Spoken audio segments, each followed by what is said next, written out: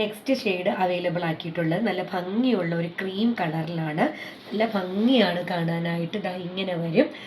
ആദ്യത്തേതുപോലെ തന്നെ സെയിം ഫീച്ചേഴ്സാണ്. യോക്കിൽ പ്രിൻ്റാണ് വന്നിരിക്കുന്നത്. നല്ല ഒരു ഗ്രീനും ബ്ലാക്കും ഗോൾഡനും ചേർന്ന ഒരു ബ്ലെൻഡഡ് ആയിട്ടുള്ള ഒരു യോക്കാണ് വന്നിരിക്കുന്നത്.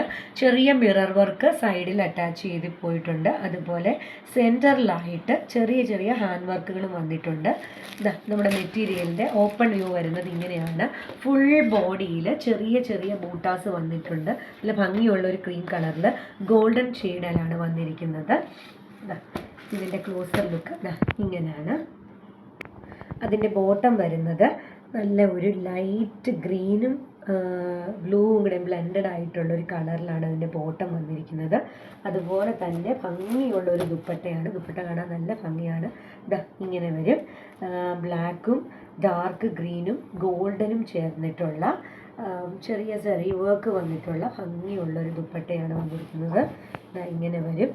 കസവിൻ്റെ ദുപ്പട്ട കേട്ടോ. സിൽക്ക് മോഡൽ ദുപ്പട്ടയാണ് വന്നിരിക്കുന്നത്. ഇങ്ങനെയാണ് ദുപ്പട്ടയുടെ ലുക്ക് വരുന്നത്. മെറ്റീരിയൽ വരുന്നത്